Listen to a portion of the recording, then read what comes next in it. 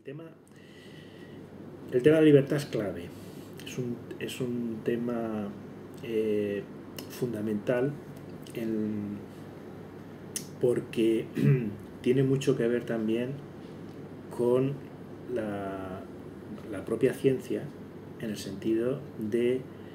si somos o vamos a ser capaces de llegar a dar una explicación a si esa cuestión existe o no existe. Este es el tema. Yo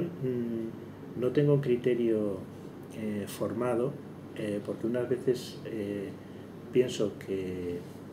no somos libres y otras veces sí que lo pienso. Lo que creo es que es posible que podamos llegar a una resolución científica del problema. De esto ha escrito mucho Daniel Dennett, ha escrito un libro que yo recensioné hace unos años para la revista de libros, que escribo con cierta regularidad para ellos, sobre el tema de la libertad. Porque claro, si en el fondo pensamos en la organización del cerebro, y es ahí donde está todo, es posible que existan, digamos, ciertas leyes que de alguna manera son, de conocerlas, uno podría predecir cuál va a ser la decisión que uno va a tomar frente a cualquier acto frente al que tiene que tomar sobre el que tiene que decidir. Entonces, la decisión, si está determinada, pues entonces no es libre. Y si no está determinada, pues sí lo es. Y entonces podríamos llegar a una explicación científica sobre el libre albedrío, y esto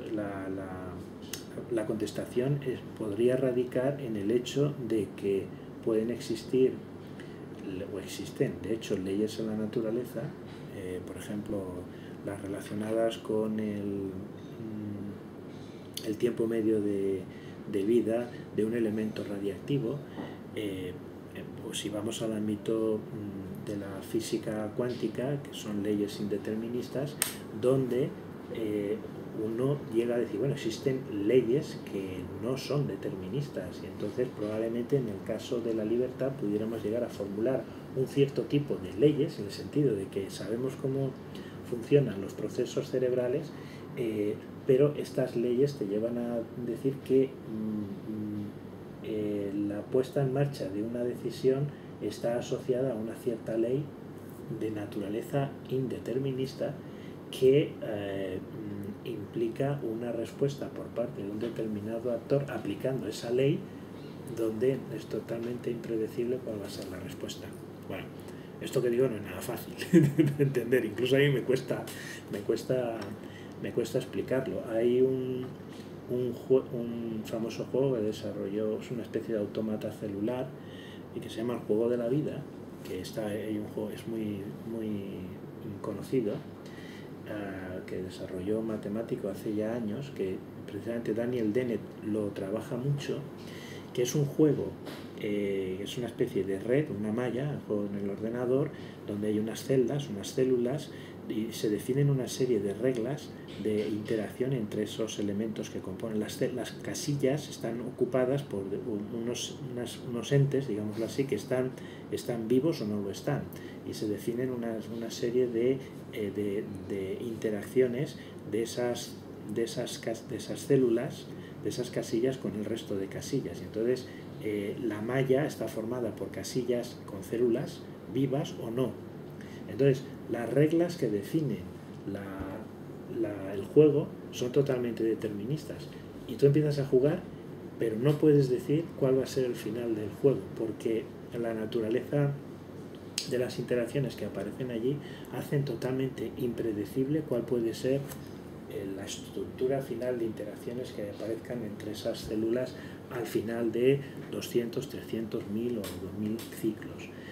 Y esto lo dice Dennett para, incluso formulando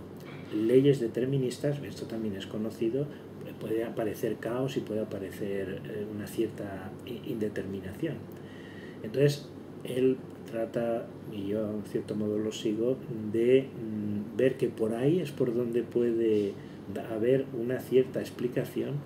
a la libertad en nuestra especie, y no necesariamente incompatible con el descubrimiento de leyes más o menos deterministas o más o menos indeterministas.